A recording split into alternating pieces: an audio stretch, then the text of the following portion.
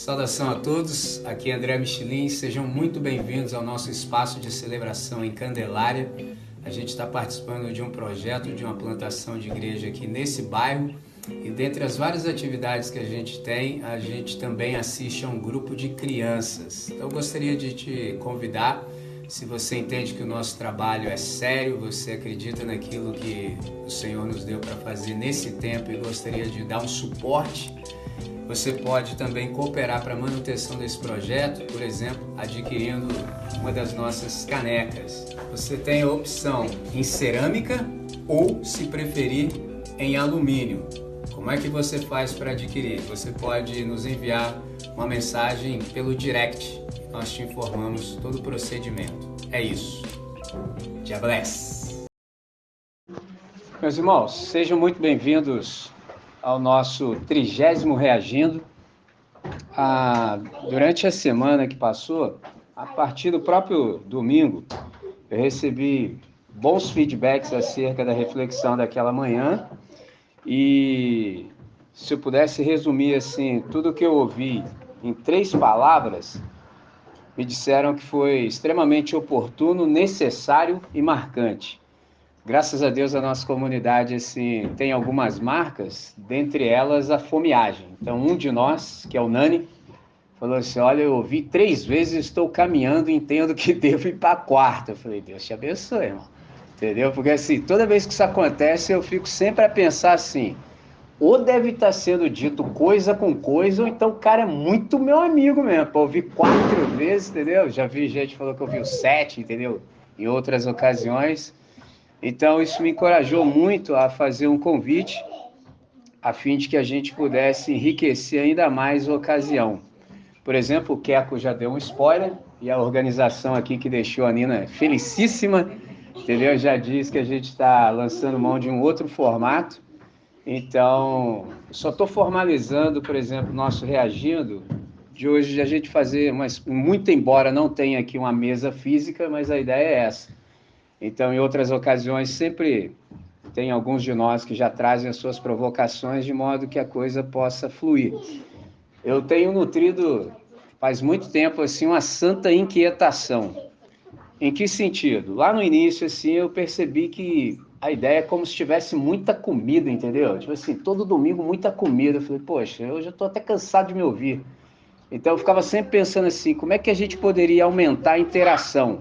Então a gente criou o espaço do Reagindo, mas ainda assim, confesso a vocês que a minha inquietação não passou, entendeu? Eu gostaria que fosse ainda maior o nível de interação.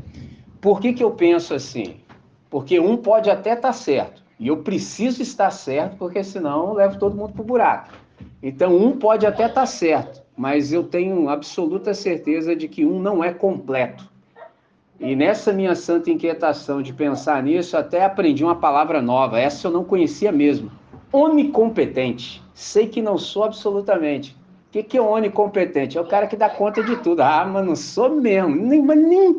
Nem tem essa pretensão, entendeu? Eu acredito veementemente, por exemplo, na pluralidade, palavra horrível, sabe, de liderança. Então, no caso, pastoreio, entendeu? No sentido de quanto mais pessoas nós tivermos, por exemplo, fazendo uso da palavra, mais enriquecidos nós seremos. Então, nessa manhã, partindo desse pressuposto, objetivando, por exemplo, a edificação, eu resolvi abarcar mais pessoas para que a gente pudesse também abarcar mais tema e a mutualidade acontecer. Então, para isso, eu convidei, por exemplo, o Queco, já está ali, convidei o Fred Melo, pode, chega aí.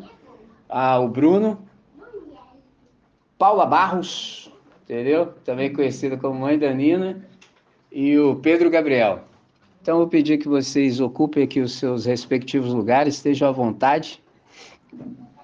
Me pediram muito para gravar também, entendeu? E aí, eu só esqueci de um detalhezinho, eu tinha um microfone capela, que poderia abarcar o som de todos, só que por um instante eu saí rápido de casa e me esqueci, entendeu? Então, vou dar um jeito aqui de fazer a dinâmica de modo que possa ser gravado para a galera ter contato também, porque me pediram, falaram, grava aí que essa aí eu não posso perder.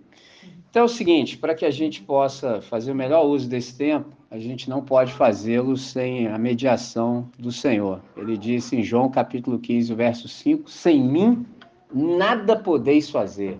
Quanto mais rápido a gente discernir isso e firmar a fé nisso, melhor para nós. Não tem condição nenhuma de fazer absolutamente nada se não for em cooperação plena com o Senhor. Então, um jeito eficaz da gente ouvir também precisa ser com a integralidade do nosso ser. A gente precisa ouvir com a mente, com o coração, com os ouvidos e com os olhos. Então, eu vou chamá-los para uma palavra de oração. Ó Deus nosso Pai, nós queremos te agradecer muito pela santa convocação que teu Espírito nos fez nessa manhã. Queremos te agradecer pela possibilidade de te ouvir. Queremos te agradecer pela possibilidade de respirarmos esse ar nessa nova ambiência na atmosfera do reino. Queremos te agradecer pela boa companhia que nós desfrutamos nessa hora. Queremos te agradecer pelas conversas dignas que a gente tem oportunidade de travar, pela leitura de valor no livro da comunidade que nos provoca grandes reflexões. Pai, nessa manhã nós estamos aqui para discernir ainda mais, ganhar mais consciência no Evangelho do que seja saúde total, saúde integral. Para tanto, dá-nos abertura de compreensão, para que, de fato, venhamos a absorver o máximo possível daquilo que o Senhor tem para continuar a nos dizer, como tem feito até aqui. Em nome de Cristo, oramos agradecidos. Amém, Senhor. Amém. Então, os textos são dois. João, os dois textos em João. O primeiro deles está no Evangelho segundo João, no capítulo 10, um texto conhecidíssimo, mas nem sempre bem compreendido, que é João 10:10, quando o Senhor diz que o ladrão veio somente para roubar, matar e destruir. Eu, porém, vim para que tenham vida e a tenham em abundância. Esse é o primeiro texto. Segundo texto, aí sim, na carta joanina, terceira carta, é tão somente um capítulo, então nem é especificado, então de modo que nós lemos o verso 1 e 2, terceira carta de João, versículos 1 e 2, quando ele diz assim, ele se autodenomina o presbítero ao amado Gaio, a quem em verdade eu amo. Amado, desejo que te vá bem em todas as coisas e que tenhas saúde, assim como bem vai a tua alma. Então esses são os dois textos que eu separei para a ocasião anterior, e é os textos que nós vamos reagir hoje. E aí, para isso, eu chamei 5 universitários para me socorrer, entendeu? Eu fiz o melhor que eu pude no tempo que eu tinha, me arrisquei profundamente em falar tudo o que disse na presença da galera, a começar pelo Fred, entendeu? Que é estudante de medicina. E aí, cada um dos irmãos, já me passaram aqui, a gente vai procurar, numa brevidade possível, abarcar algumas possibilidades de reflexão. Por exemplo, o Fred gostaria de falar sobre a associação entre estresse e depressão. O Bruno, saúde versus super saúde, a importância da técnica científica e o cuidado com a associação entre saúde e performance. O Queco vai nos falar, por exemplo, na perspectiva da psicanálise, uma perspectiva psicanalítica. A Paula Barros, nossa mana, vai falar sobre as consequências, por exemplo, psicológicas da falta de perdão e a prática terapêutica indicada. Também um pouquinho sobre isolamento social por medo de rejeição. Depois a gente comenta. Pedro Gabriel, os efeitos curativos dos encontros comunitários. Então, como eu disse, numa brevidade inteligente, numa síntese possível, cada um de nós poderá, por exemplo, trazer um conceito de saúde. Então, a gente está fazendo a fundamentação, a necessidade de cuidado. Então, a gente está falando nesse aspecto sobre conscientização e uma sugestão de cuidado. Então, é a ação correspondente a uma ação prática. E eu procuro aqui fazer a mediação disso tudo e o fechamento. Então, recapitulando, eu procurei dizer, se eu fosse sintetizar em uma frase, tudo que eu disse do aspecto técnico acerca de saúde, falei que saúde tem que ver com equilíbrio de sistemas, sem interferências internas ou externas, conscientes ou não. Então, eu começo pelo Fred, que é o nosso irmão estudante de medicina, aplicadíssimo, Fred, do ponto de vista da medicina, o que é saúde? Entendeu? E já deixa a segunda pergunta. O que é ser saudável na perspectiva da medicina? Primeiramente, boníssimo dia também. Boníssimo dia, Fred. Assim, é um privilégio gigante estar aqui com vocês hoje, porque... E até bom ser o primeiro a falar, porque, assim, só tem gigante aqui, cara. Então, talvez... Você acha que eu tô no ombro de 5 por quê? Você acha que... Fala, sai correndo. Entendeu? Que, tipo assim, ser o primeiro nessa ocasião é pertinente, porque talvez eu não fosse conseguir falar por último, não. E aí sendo sucinto, mas a fim de responder a sua pergunta e as outras propostas do convite que você me fez, eu separei algumas definições de saúde, né, porque elas são muitas. Então, de acordo com a medicina mesmo, existem várias declarações que têm distinções entre si. E aí me ocorreu assim, trazer a seguinte definição. Peguei um artigo, se vocês quiserem depois posso até compartilhar com vocês. E essa definição é uma síntese assim de várias outras que surgiram assim desde 1948 até hoje. As definições que surgiram tiveram suas respectivas críticas e foram elaboradas novas em cima das antigas. E a síntese que esse trabalho propõe é a seguinte: saúde é um estado estrutural, funcional, emocional, compatível com uma vida efetiva no âmbito do indivíduo, ou seja, no âmbito individual, e como um membro produtivo da sociedade. Então, assim, essa é a definição, vou repetir. Saúde é um estado estrutural, funcional e emocional compatível com uma vida efetiva no âmbito individual e como um membro da sociedade. Essa aqui é a definição que eu encontrei e achei mais pertinente para o momento. E aí, assim, eu pensei em trazer algo que fosse, assim, balizado pelas três propostas, de que a definição de saúde, uma necessidade de cuidado e uma proposta de cuidado. E eu achei interessante porque, assim, já não é de hoje que a gente se escuta aqui entre nós, que nós somos uma comunidade de pessoas ocupadas. E não é incomum nós encontrarmos pessoas, pacientes, que por ocasião das suas demandas, se veem num estado crônico de estresse e por conseguinte desenvolvem algumas patologias que a medicina se propõe a tratar. Não é a única área que se envolve com o cuidado dessas pessoas, mas é uma delas. Então, até peço licença para a galera da psicologia e os outros que estão aqui reunidos. Eu busquei não invadir as áreas de vocês, né? Mas, assim, no que diz respeito à medicina, eu achei pertinente trazer o seguinte. A gente vive num contexto que é ansiogênico, é estressante. Trabalho, família e tudo mais.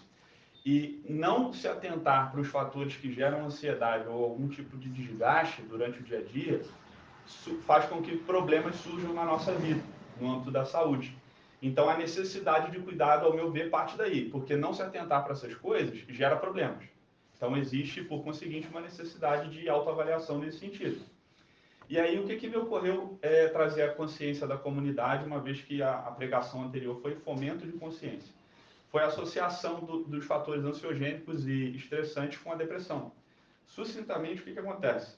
Numa pessoa que assim, dispõe de muito estresse e desenvolve depressão, as pessoas assim, com um diagnóstico fechado de depressão maior, elas padecem de uma seguinte coisa. Vou tentar dar um panorama assim, um pouco biológico, mas vou sucintamente para não tornar enfadonha a ocasião.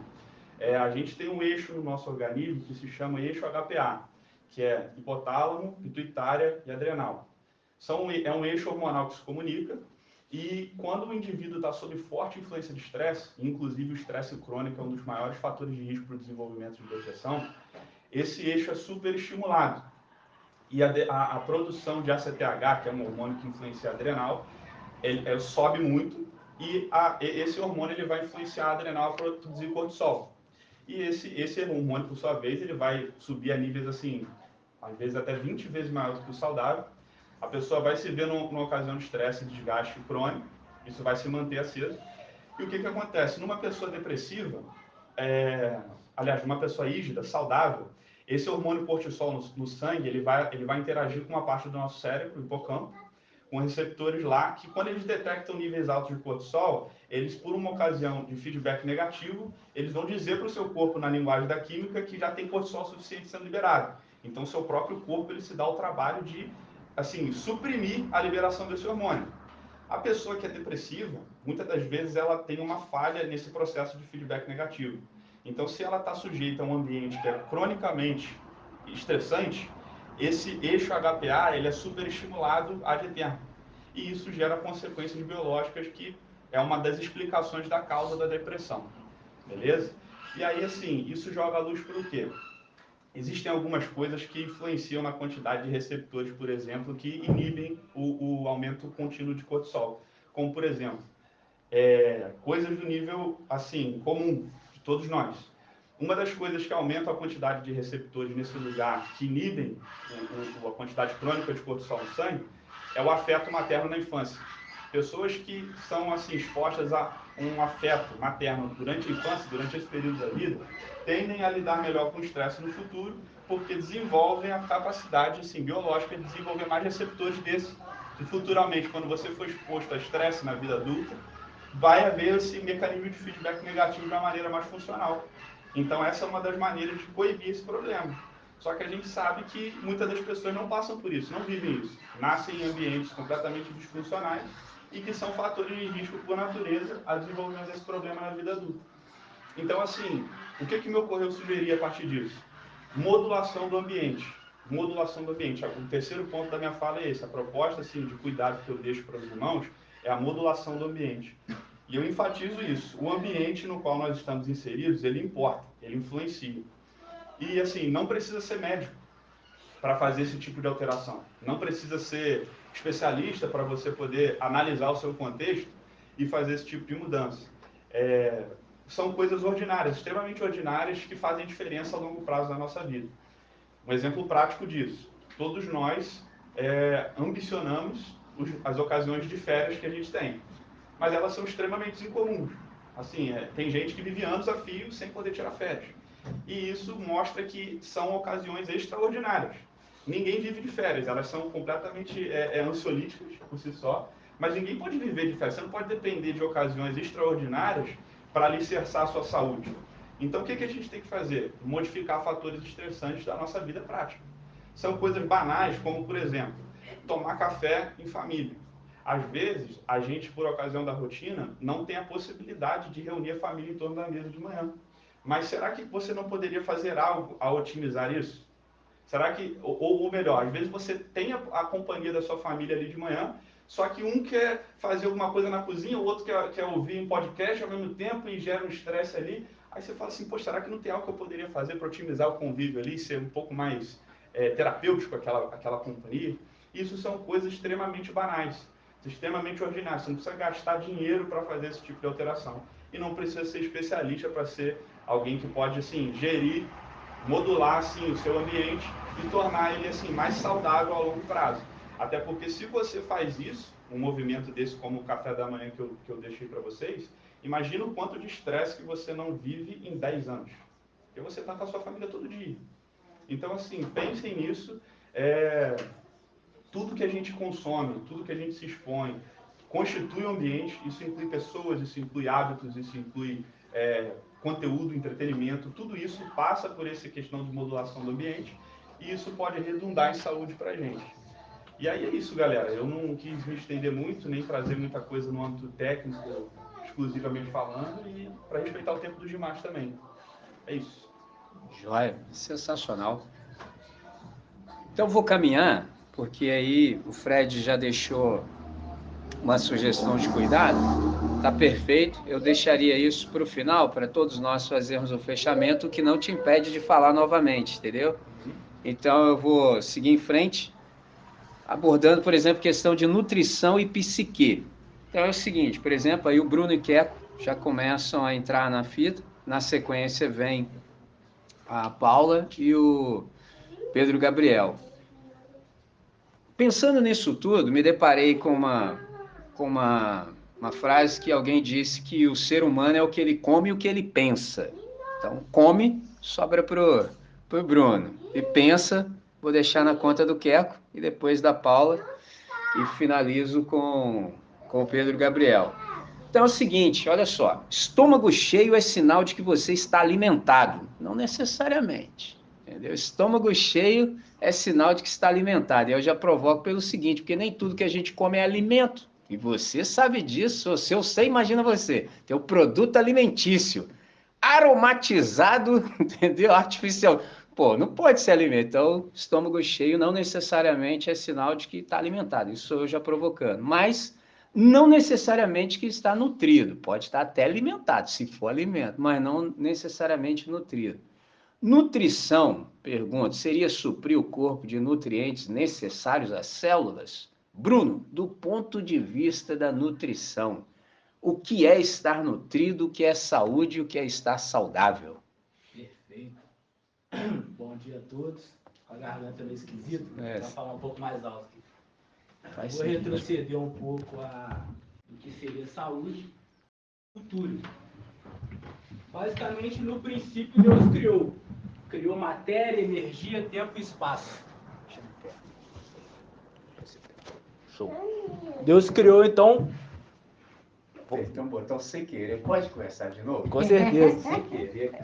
Então, voltando à fala aqui, o Fred nos deu uma definição abrangente e extraordinária. E aí a minha ideia, então, uma vez que ele já deu essa definição, não irei repeti-la, mas tentarei mostrar de onde que isso vem, pelo menos. Então, isso vem pelo menos de dois caminhos. Um caminho biológico, um caminho físico, químico e um da cultura. No princípio, Deus criou, é o que eu estava dizendo, criou matéria, energia, tempo e espaço. A ciência que estuda isso a gente chama de física. Dentro desse tempo e espaço estimulado pela energia, a matéria foi se unindo à outra, foi criando moléculas. A gente chama isso de química. E não parou por aí, essas moléculas continuaram se unindo a outras, formando organismos maiores, que a gente chama de biologia.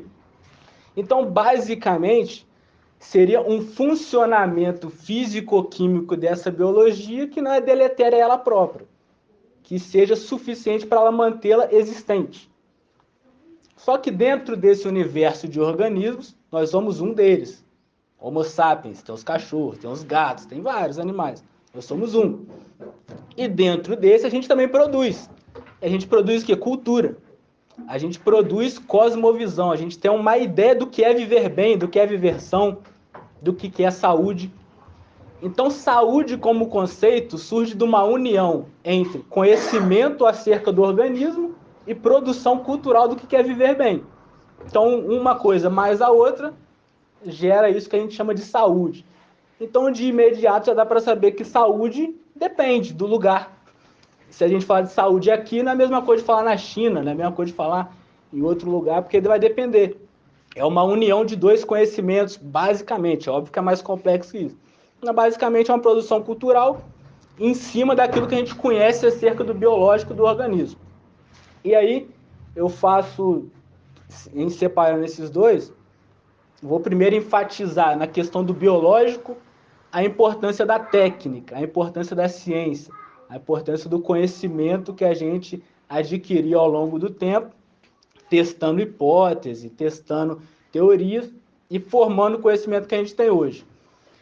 Basicamente, a gente deveria, assim, aplaudir e ficar muito contente com aquilo que a gente tem como medicina hoje. Quando eu falo medicina, não é só a área da medicina, é o geral, a área da saúde.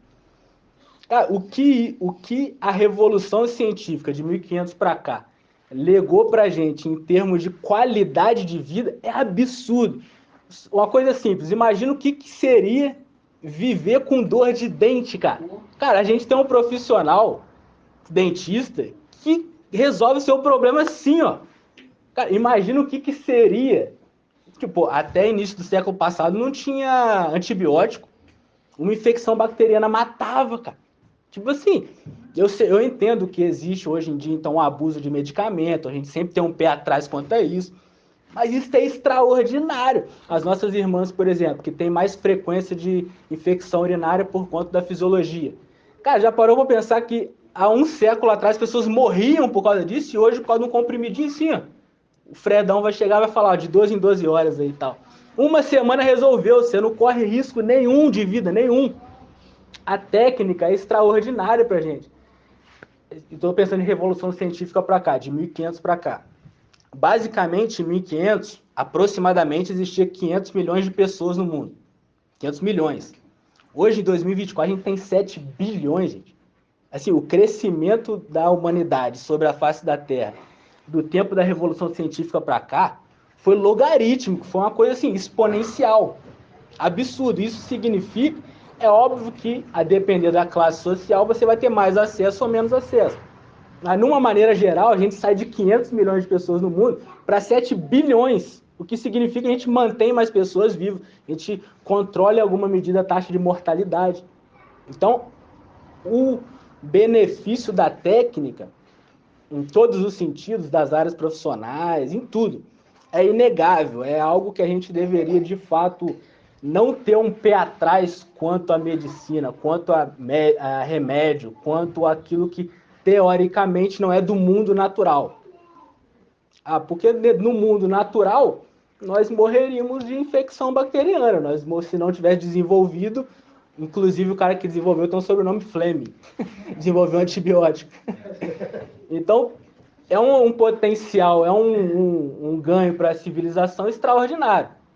A técnica e o, entre aspas, artificial que nos mantém vivos. Só que, como eu disse, a saúde não vem só desse estritamente biológico, também tem uma produção cultural nossa humana. E aí a minha crítica reside aí. Hoje em dia, aqui no Ocidente, eu penso que a nossa produção cultural em cima do conceito de cultura em cima do conceito de saúde é muito equivocado. A gente não pensa saúde como algo sendo o funcionamento adequado do organismo. A gente pensa saúde como sendo um plus, um algo super. É não ficar doente nunca, é chegar aos 60 com corpo de 30. É assim, é aquelas coisas que estão fora da normalidade. A gente quer saúde como se fosse uma coisa assim. Você virar um super-homem, uma super-mulher. E não poucas vezes, na busca dessa super saúde, a gente abre mão da saúde. Aí lança a mão de substância aqui, de tipo de procedimento lá, que são danosos para a própria saúde. Então, resumindo isso de uma maneira e fecho para não ficar muito longo, todo mundo sabe que se a gente tiver com fome, a gente não consegue aprender direito. Porque a sua atenção não fica adequada. É um dos motivos que tem alimentação na escola, para a criança poder se alimentar e aprender, etc. É isso. Então, seria como se a gente, através da saúde, mantesse o status normal para você fazer a sua atividade diária. Não é que se você tiver saúde, tiver alimentado, você vai ler Kant e vai entender. São coisas diferentes, entende? É isso que eu estou querendo dizer. Às vezes a gente busca na saúde algo como se fosse um plus para a vida. Tipo, agora eu me alimentei, agora eu estou comendo cenoura. Vou pegar Kierkegaard e vou entender como se eu estivesse lendo Galinha Pintadinha. Não é assim, entendeu? Não vai acontecer. Não vai acontecer. A saúde é como se fosse o status de normalidade para você desempenhar essas atividades. Não é porque você está comendo bem agora que seu patrão vai parar de te encher o saco. Ou que seu marido vai deixar de colocar a toalha molhada em cima da cama. A vida continua normal. Essa busca pela saúde, como se fosse um plus para a vida, e agora tudo mudou, agora você tem todas as habilidades possíveis, você é um super-homem, super-mulher, isso é danoso para a gente mesmo. Primeiro que é frustrante, no âmbito da atividade física, isso é absurdo. Sim, não é que você quer manter o seu corpo ativo, você quer correr uma maratona, cara. Tu quer pegar um carro no braço. São coisas absurdas. E a gente não pensa que, por exemplo, um profissional de alto rendimento, jogador de futebol, sei lá, o tempo dele de trabalho é até 35 anos, cara. 40. Por quê? Porque o corpo não aguenta. O máximo, o plus, também não funciona. O joelho começa a estourar, começa a dar ruim na coxa, ligamento. Então, assim, a gente tem essa concepção cultural de saúde aqui como se fosse um plus, uma coisa assim, suprafisiológica, além do comum, além do normal, e isso muitas vezes é danoso de uma maneira que a gente abre mão da própria saúde em busca dessa ilusão, né? dessa ideia que seria uma coisa assim, extraordinária. Mas na verdade está dentro das coisas ordinárias, como o Fred disse. E encerra aqui a fala. Joia. Então, nesse sentido, eu falei do ser humano. Eu me deparei com essa frase, que ele é o que come e o que pensa. Aí chegamos no queco, entendeu? Chegamos no queco. Quais pensamentos, então, nós devemos nutrir? Já que a gente ouviu sobre nutrição do corpo, quais pensamentos nós devemos nutrir? Entendeu? Pode ficar com a cabeça cheia de minhoca, não, né? Primeiramente, bom dia, gente. Bom dia, meu. É muito interessante, escutando o Fred e o Bruno falar, como os processos da mente estão envolvidos, né, na saúde de modo geral. E a minha fala, antes de definir saúde, eu quero trazer uma definição básica do que é um transtorno mental. Nós estamos falando de pensamentos. Essa definição básica é que transtorno mental seria uma disfunção das atividades cerebrais que causam profundos prejuízos, tanto físicos quanto mentais. Tanto físicos quanto mentais. E a definição de saúde, eu separei aqui de uma psicanalista, Malane Klein, que é da escola inglesa de psicanálise. Ela diz assim: saúde está relacionada à capacidade de formar e manter relacionamentos significativos e estáveis. Leio novamente. Saúde está relacionada à capacidade de formar e manter relacionamentos significativos e estáveis. Aí eu volto ao texto que o André propôs, na terceira carta de João. Encontrei ali muita ressonância com isso que a psicanalista Malane Klein propõe. Porque João, nós sabemos que não era assim um hábito dele, uma saudação habitual, já chegar e se preocupar com, ó, desejo boa saúde para você. Não era, você pode ver em outros escritos dele, em outras cartas. Mas com Gaio, ele já começa desejando essa saúde para ele, né? E enfatizando que ele tem saúde espiritual, saúde na alma, algumas traduções e tal. E, então, assim, eu me permito pensar que Gaio, de repente, fisicamente, estava debilitado fisicamente, havia alguma coisa na saúde dele, né? E é interessante que a carta continua e ele fala que os bons testemunhos que chegaram até ele desse irmão Gaio, são extraordinários, porque aí está um ponto assim, que me pegou muito. Ele ajudava pessoas que ele não conhecia.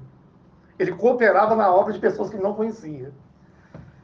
E João, ele dá um caminho, ele aponta um caminho. Olha só, Gaio. Você precisa se envolver com essas pessoas. Você precisa acolher essas pessoas. Você precisa desenvolver relacionamentos com essas pessoas, né? Hospedar essas pessoas, algumas traduções também. Eu acho muito interessante isso, porque vai de encontro à questão de saúde de um modo amplo, assim. Se saúde de fato, a gente desenvolver bons relacionamentos e relacionamentos estáveis, João está dando também essa direção. Olha, não só cooperar, maravilhoso, seu testemunho está chegando até aqui. E assim, você está fazendo coisa, ainda fala ainda, que pessoas que deviam estar fazendo, não estão fazendo. E isso é maravilhoso, é muito bom. Mas comece a se envolver mais, desenvolva relacionamentos com essas pessoas, hospede essas pessoas. E João, assim, é o que o André também sempre fala, falar só não adianta. A gente precisa dar o exemplo, né? E João, assim, o evangelho é extraordinário. João, muito coerente, ele termina a carta falando assim, ó, tem muitas coisas para dizer e eu vou falar pessoalmente. Ou seja, eu vou me fazer presente com você também. Para que esse cuidado comece de mim, como exemplo que eu posso lidar e que relacionamentos, uma comunhão saudável pode promover. Então é isso. Eu penso que, e também volto ao texto que o outro texto, e eu disse isso até como uma epifania que me surgiu ao ler o texto, quando o Senhor fala que nos daria vida em abundância, eu pensei no Senhor Jesus trazendo vida para nossas vidas, pessoas para participar da nossa vida, vida abundando em nossas vidas. Isso também corrobora com a questão da gente ter essa planificação de saúde, uma vida saudável, em todos os sentidos. Então, assim, tem essa questão, eu acho que deixo para depois, né, as sugestões. Pode. Então tá. Então, assim, definição de saúde e a necessidade de termos essa preocupação e nela se relacionar, se envolver e viver em comunhão. Aqui eu encerro minha fala.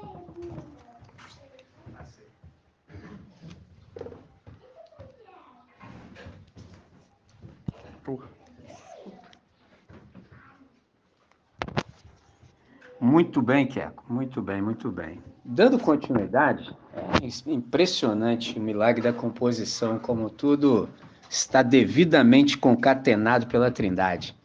Queco, no final, nos deixou exatamente no ponto que eu precisava estar, que falou sobre relacionamento. Então, continuando nessa perspectiva agora da saúde emocional, quando o Bruno falou, ele falou que o Criador fez tempo, espaço e conectou isso com saúde. Aí eu chamo a nossa irmã Paula Barros à conversa no seguinte: quando o Keck falou sobre relacionamento, qual é a questão? O Gui também, que nos precedeu, leu o texto paulino, fala acerca de amor, e é interessante que o próprio João, primeira carta de João, capítulo 4, no verso 8, ele diz que quem não ama não conhece a Deus, porque Deus é amor. Interessante que essa não é uma descrição ontológica, ou seja, não está falando acerca do ser de Deus, mas está falando do tipo de relacionamento que a família Deus experimenta. Então, o nome do relacionamento que a Trindade experimenta entre si é amor. Por isso que quem não ama não conhece a Deus. Então, é interessante. E aí eu sei que a Paula tem no coração de nos falar acerca, por exemplo, dos malefícios de não se perdoar. Entendeu? Então, uma das questões, por exemplo, que eu quero relacionar aqui dentro do tempo e do espaço, é que a única dimensão que a gente tem possibilidade de viver no aqui e agora. O passado já passou, o futuro não chegou.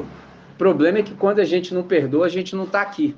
Você está em algum lugar do passado. Toda vez que eu falo isso, parece filme. Algum lugar do passado. O cara não chegou aqui ainda. 1950 aconteceu alguma coisa, o cara está lá até hoje. Então tem a questão da depressão, que é excesso de passado, tem a questão do trauma e tem a questão da ansiedade, que é excesso de futuro. Então, nesse aspecto, Dona Paula, esposa do bebê e mãe da Nina e do Nicolas. Fica à vontade, isso. Bom dia, gente. Para mim é um prazer enorme falar sobre essa questão, né? É muito pertinente, muito necessário.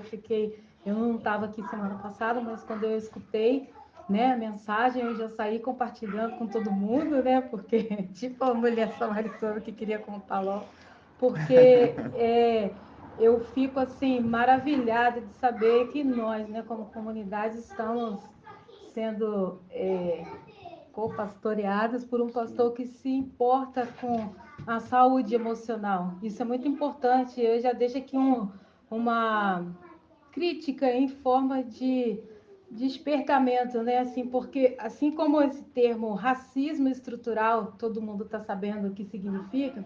Essa semana, conversando com uma amiga, eu falei muito sobre a religiosidade estrutural. E a gente tem um pouco, né? Uns mais, uns menos, e isso faz com que a gente tenha alguns conceitos, e muitas pessoas estigmatizam a psicologia, ou o autoconhecimento, ou a busca, né, por deixar de viver no passado, como o André acabou de dizer, que é característico da depressão, ou a pessoa que vive com a mente no futuro, que é a ansiedade, e esquece que a psicologia ela está totalmente inserida na Bíblia, embora não haja essa conexão de forma científica propriamente dita. Mas quanto mais a gente estuda psicologia, mais a gente consegue ver Deus, porque a gente sabe que está na Bíblia.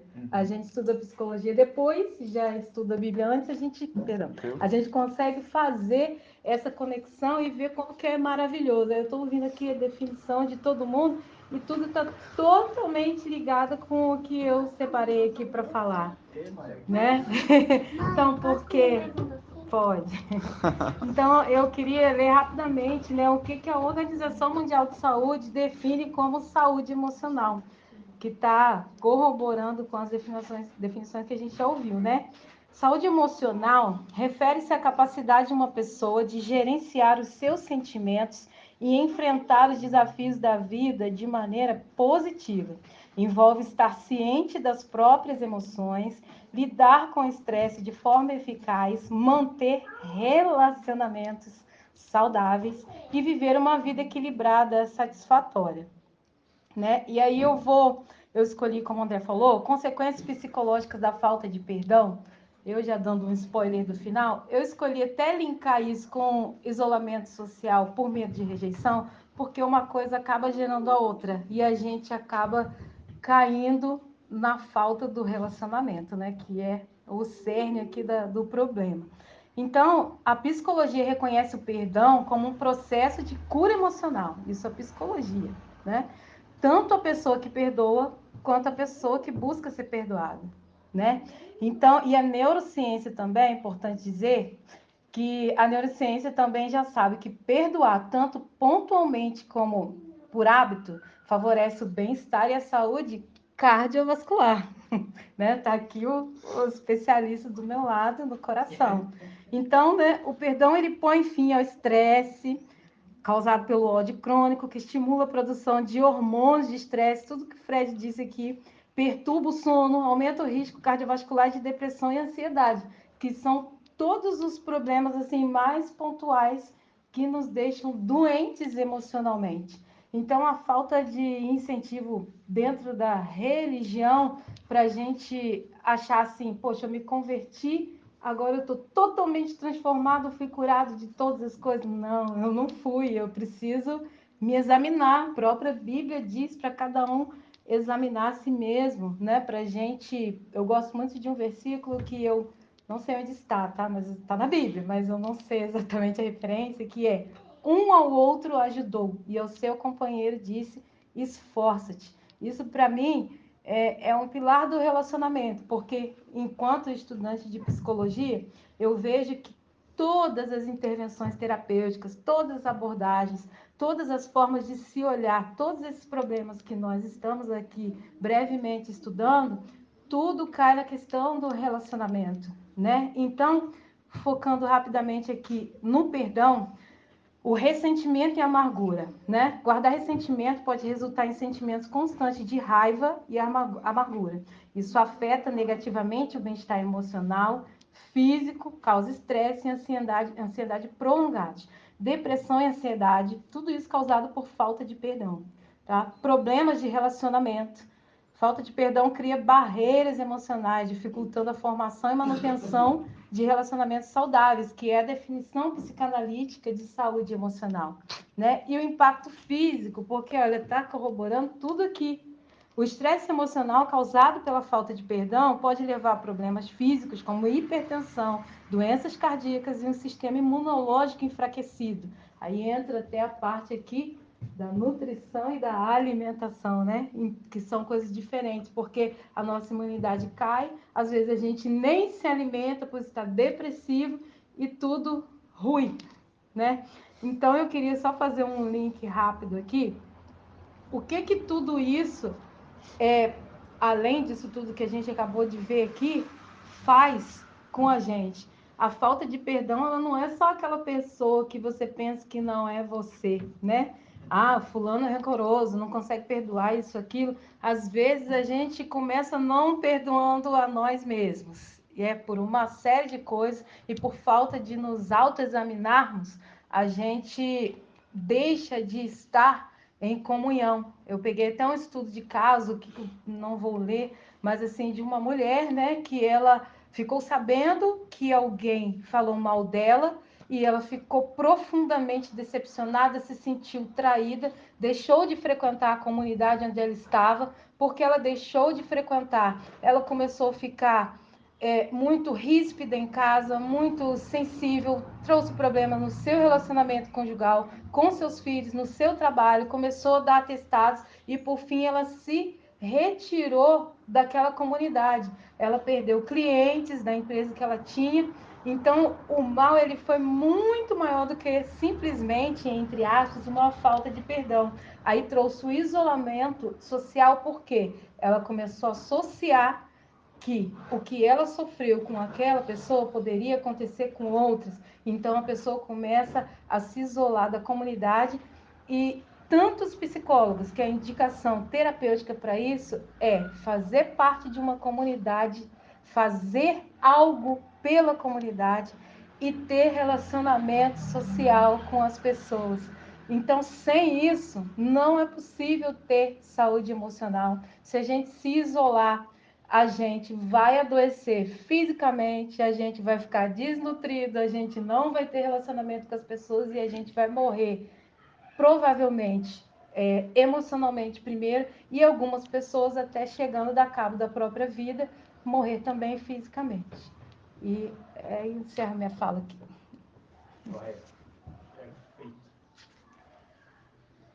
Muito grato, minha irmã, muito grato. Dando continuidade, então, a gente está falando sobre saúde emocional, valor da comunidade e dos relacionamentos é onde a gente chegou. Ficou extremamente claro. Lembrei de um poeta, Mário Quintana. Olha que interessante, me identifiquei que ele falou assim: sempre me senti só nessas reuniões sociais. O excesso de gente me impede de ver as pessoas. É isso, entendeu? É muita gente. Então, por exemplo, a gente desfruta de algo bom aqui nessa comunidade, inicialmente falando, e a gente precisa se preparar para um futuro, que é que somos poucos ainda. Então, isso viabiliza, por exemplo, que a gente possa aprofundar os relacionamentos. Não foi à toa que Jesus, por exemplo, no dia da multiplicação dos pães e peixes, havia ali provavelmente 15 mil pessoas, ele disse para separar em grupos de 50 e de 100. Então, não vou nem entrar nos detalhes, só quero dizer o seguinte: Jesus não gosta de desorganização, precisava fazer chegar o pão, e o que interessa para hoje é o seguinte: não dá para você ser amigo de 15 mil, não tem condição não, mas de 50 dá, de 100 dá também, entendeu? Então, enquanto somos poucos, dá para a gente brincar disso aqui até, mas pode chegar um dia, não sei, entendeu? Mas em tese pode chegar um dia que você vai falar: rapaz, lembra daquele tempo, cara? Que a gente fazia assim? Então a hora é essa, entendeu? Então, quando o Quintana disse isso, me identifiquei profundamente. Uma das razões que também me levou assim a buscar a Deus com mais intensidade foi exatamente isso. Eu tocava, vocês sabem, eu tocava em uma banda, e o dia, assim, talvez o ápice disso foi quando eu estava na Fundição Progresso, entendeu? Toquei com bandas assim conhecidas naquele momento. Cara, tinha um monte de gente, entendeu? Todo mundo sabia quem eu era e eu não sabia quem era ninguém, com essa minha timidez que eu não tinha a menor ideia de como resolver. Falei, ó, para mim deu, entendeu? Para mim chega, porque isso aqui é muito para mim. É muita gente para eu não saber quem é ninguém, todo mundo saber quem eu sou, querer alguma coisa de mim. Como é que resolve isso? Então, sempre me senti só nessas reuniões sociais. O excesso de gente me impede de ver as pessoas. Então, enxergo a igreja como uma comunidade terapêutica, e eu já disse inúmeras vezes que igreja não é uma reunião de domingo. Igreja, na verdade, é a teia de relacionamentos. Então, não há possibilidade alguma de haver fé cristã, por exemplo, sem relacionamento. E para a gente se relacionar, duas coisas pelo menos são necessárias, e a gente não lida bem com isso não. E eu estou sendo autorreferente, porque não tem como eu falar de outro lugar. Que é vulnerabilidade, entendeu? E vulnerabilidade e dependência, entendeu? Por exemplo, eu sei que alguns de vocês também, sou filho de uma mulher forte, teve que ser. Começou a trabalhar com 9 anos de idade, aprendeu a ler e escrever sozinha, sem nunca ter pisado em uma escola. E esse é um negócio complicado, porque, por exemplo, você cresce assim, e aí? Você faz o que depois quando você precisar depender de alguém? Não depende de ninguém, não. Rapaz, eu não vou nem... Eu só tô provocando, não quero nem entrar no assunto, não quero nem falar. É difícil, cara. É difícil a gente se vulnerabilizar. Então, eu vou chamar meu brother, o Peter Gabriel, que eu apelidei assim, entendeu? Nem perguntei se ele quer, já logo joguei o apelido dele no primeiro dia que eu conheci. Seguinte, considerando os aspectos curativos da vida em comunidade eclesial. Chamei o Pedro, para ele dar um testemunho. Pedro também é da área da psicologia, sentiu a vontade. Eu, desde o princípio, queria mesmo que você desse um testemunho, entendeu? De nós hoje. O Pedro é o que veio de mais longe, Santa Catarina. Santa Catarina, entendeu? Me sinto à vontade de dizer, Pedro, por algum momento passou por alguns ambientes extremamente manipuladores e abusivos, entendeu? Entendeu? Então, assim, tenso. Então, me senti à vontade de deixar o Pedro também à vontade para ele que pudesse falar sobre os efeitos curativos dos encontros comunitários, entendeu? Fica à vontade, meu irmão. Primeiramente, bom dia.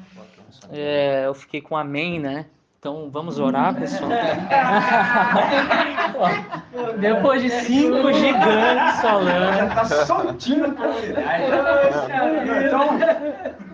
Fiquei com a parte da oração, galera. Que isso. Olha tanto de coisa que a gente já ouviu. E fica até difícil, né? Então, quem fica por último fica com a síntese. Ainda bem que eu sou um pouquinho freestyleiro, então dá para desenrolar dentro do que a galera falou e seguir o fluxo, né? Vamos lá, vamos começar. No início aqui do encontro, eu estava tocando a música do Marcos Almeida, o Huckmacher, né?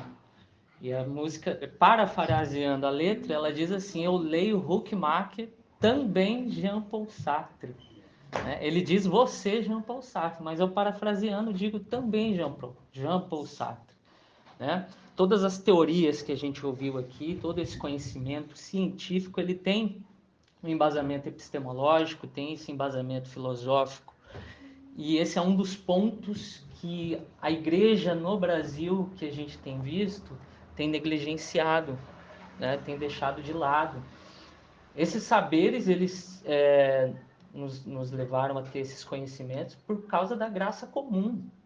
Deus possibilita a humanidade ter essa fagulha divina de conhecer a sociedade, de conhecer a si próprio, o ser humano.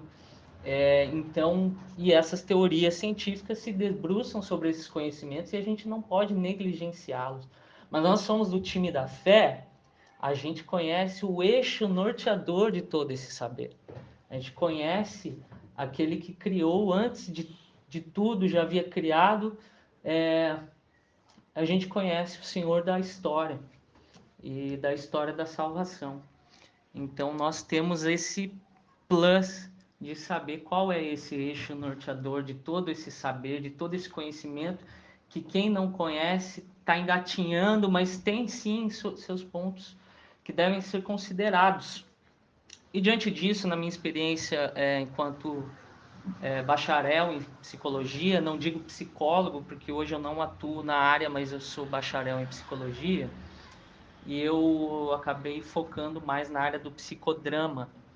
E quanto mais eu conheço da palavra de Deus, mais eu consigo linkar esse saber com a palavra de Deus. Isso é muito impressionante. O psicodrama, ele tem a teoria dos papéis, né?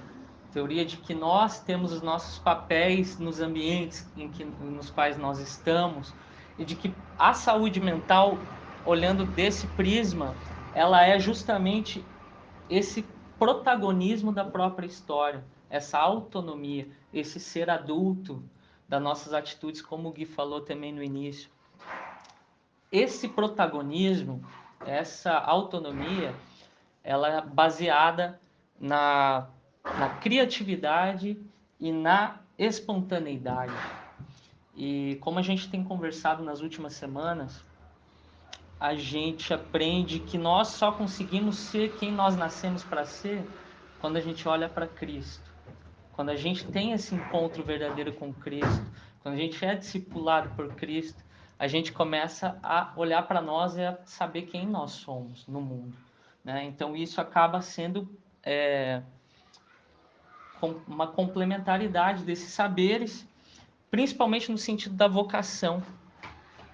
E aí que entra um pouco do meu testemunho. Eu recalculei essa rota. Eu estudei por 4 anos e meio a psicologia, me formei e após formado eu percebi que, poxa, muito legal esse saber, esse conhecimento, mas eu acho que eu tô ouvindo uma voz me chamando para esse rumo aqui, para esse caminho, o caminho da educação. Então hoje eu sou licenciado em geografia também, e é onde eu atuo recentemente. E a partir desse momento começo a entender qual que é o meu papel nesse corpo de Cristo. Qual que é essa vocação, né? Essa voz que tá me chamando, que está me guiando para esse caminho. E esse é o primeiro ponto. O segundo ponto é que ao me recordar, assim, trazendo para uma parte bem mais prática, nos atendimentos psicológicos que eu fazia, a primeira pergunta que eu fazia era justamente como é a sua alimentação? Como você pratica exercício físico? Se tem lazer? Qual que é a sua rede de apoio? E esse fator é muito importante, porque nesse adoecimento emocional, mental, a rede de apoio ela possui uma importância crucial. Uma pessoa com quem ela possa contar, com pessoas com as quais ela possa abrir o seu coração e ter uma escuta ativa, uma escuta atenta, como o nosso irmão André sempre fala, ouvi atentamente a sua fala. Isso é algo que nós estamos carecendo na sociedade de hoje, né? Aquele espaço no qual você sabe que pode abrir o seu coração porque você não vai ser julgado, porque você vai ser ouvido, porque você vai ter uma pessoa empática que vai conseguir se colocar no seu lugar, não necessariamente para te dar uma devolutiva, mas o ouvir pelo ouvir. A fé vem pelo ouvir e a cura também vem pelo ouvir. Na psicologia a gente fala muito disso. E trazendo agora para o nosso contexto enquanto comunidade, foi aí que eu pude então começar a abrir meu coração. Tá soltinho? Tá soltinho? Por quê? Por que eu tô soltinho? Porque a gente encontra um ambiente na qual a gente vê, cara, consigo ser eu mesmo aqui nesse espaço. Não preciso ser o santarrão que toca no louvor lá, bonitão. Não preciso ser outra pessoa que eu não sou. E nisso a pessoa fica soltinha mesmo. E tem aquele soltinho que é mais quietinho. Tem o soltinho como a minha esposa Lilian, que fica só dando a alfinetadinha, quietinha. E é o jeitinho dela. Enfim, temos aquele que vai rir de tudo. E assim nós somos quem somos e temos então esse espaço no qual a gente pode ter essa mutualidade, essa confiança, esse suporte, né? E isso se torna cada vez mais importante numa sociedade também que nos vende a felicidade. Tem até uma frase nas redes sociais assim que diz que a felicidade vire rotina. Aí tem um psicólogo que eu conheço, eu não me recordo o nome dele agora, mas ele fala assim, que a felicidade vire rotina, ou a pessoa não sabe o que é felicidade, ou a pessoa não sabe o que é rotina. Porque nessa nossa caminhada a gente está naquele altos e baixos, e isso é completamente normal. A gente encontra isso na própria palavra de Deus, os nossos irmãos tendo os seus contratempos, as suas situações, os seus embates, suas dúvidas. E independente disso, é o que a gente fala da alegria da salvação. A alegria da salvação, apesar das circunstâncias, a gente ter esse repertório de fé, de esperança, de rede de apoio, de autoconhecimento, de confiança, de criatividade, espontaneidade, ou vamos usar a arte da ginga de lidar com isso. A arte da sobrevivência, como o André bem falou na semana passada. E tendo essa comunidade, a gente consegue, então, esse suporte, consegue, então, ter os pares para nos ajudar, para nos guiar, para nos copastorear nessa trilha, para que a gente consiga continuar no caminho sem desviar, seja para a esquerda, seja para a direita. E conviver. E aí entra um fator que mexeu muito comigo desde que eu comecei a frequentar aqui com os irmãos, eu sempre fui muito dos sabe tudo, sabe? Chatão mesmo, né? Tô ligado. Mas sempre fui do sabe tudo, então ficava daquele jeito assim, já ouvindo. Até que é por aí mesmo, né? Mas é por aí, a ideia é por aí mesmo, tá certinho, mas ficava na minha, ficava quietinho, que ainda não tinha entendido algo que eu anotei aqui, eu não sei onde tá, peraí. Que um sinal de maturidade, aí, voltando àquilo que o Gui falou hoje, um sinal de maturidade é reconhecer os nossos limites. É saber que vai ter até um certo lugar no qual eu tenho alcance, e a partir dali eu vou ter um irmão que vai ter um alcance, que vai poder me auxiliar daquele lugar de fala, daquele espaço, naquele saber, né? Então, por isso, né, nós somos chamados para essa coletividade, para esse conviver. Eu acho que já deu para falar um pouquinho do que eu gostaria. Quem está me acompanhando nas últimas semanas sabe os desafios que eu passei, as crises que eu tive. Quem estava nas orações, na nossa conversa orante, ouviu, né, as minhas queixas, minhas preocupações, minhas dificuldades. Elas ainda são presentes, mas eu encontro um espaço no qual eu consigo esse suporte e sou testemunho daquilo que Deus tem feito na nossa comunidade e dou graças a Ele por isso. Eu encerro assim a minha participação. Maravilha. Maravilha total. Sensacional. Maravilha total aqui é piada interna, entendeu? Piada interna. A irmã não vem, me chama no privado e fala... Aí o dia que aparece, eu falei assim, nossa, você inovou no final, né? Aí eu fiquei olhando para ela assim, nem falo, maravilha total. Aí passa um tempinho, chega lá o meme pronto. Eu falei, é isso aí, entendeu? É isso aí, os irmãos estão de prontidão. Então é o seguinte, Pedro, se para você foi difícil falar por último, ponha-se em meu lugar, em meus sapatos, imagina fechar isso. Entendeu? Que eu só provoquei. Agora você imagina como é que não está a minha cabeça. Então é o seguinte, terceiro ponto que a gente tinha era exatamente fazer uma sugestão de cuidado. Então eu volto em todos vocês, entendeu? Eu elenquei, enquanto vocês falavam, eu também, lógico, não podia deixar de fazer as minhas anotações, porque o que anoto tenho, entendeu? Não sou um bom judeu, então não posso deixar de recorrer ao meu papel e o lápis. E aí eu fiz algumas anotações enquanto vocês falavam, vou destacar uma de cada, e com isso eu te oportunizo a dar a sugestão de cuidado, ou seja, a ação correspondente. Então, começando pelo Fred, o que me tocou profundamente quando o Fred falou, por exemplo, sobre modulação de ambiente. Isso me fez lembrar de um camarada, Ortega y Gasset, filósofo espanhol, quando ele diz assim, eu sou eu e as minhas circunstâncias. Então não tem como dissociar. Eu sou e estou nisso aqui. E aí uma coisa que vem me tocando há muito, nossa irmã Dani já falou também há tempos, que é a questão da mesa. Então, na verdade, a gente tem a mesa como uma desculpa para sempre ficar junto. E outra coisa óbvia da nossa comunidade, que sempre aconteceu, eu só não tinha percebido para dar um nome, é que todos nós aqui, sem exceção, gostamos muito desse negócio de tempo de qualidade junto, porque ninguém vai embora, não adianta. Tem dia que eu dou uma acelerada assim, que eu falo, nossa, irmã, vai ficar tensa comigo. Aí todo mundo fica aí tranquilo, eu falo, mano, por que eu corri? Entendeu? É sempre assim, a gente gosta muito de ficar junto. Então me chamou muita atenção essa questão aqui do tempo de mesa, que eu escrevi assim, e a importância dessa modulação do ambiente. Por que eu estou falando isso? Pelo seguinte, por exemplo, em algum momento, Fred trouxe uma palavra também para mim nova, contexto ansiogênico. Eu falei, entendeu? Trouxe um onicompetente, você trouxe, essa para mim era nova.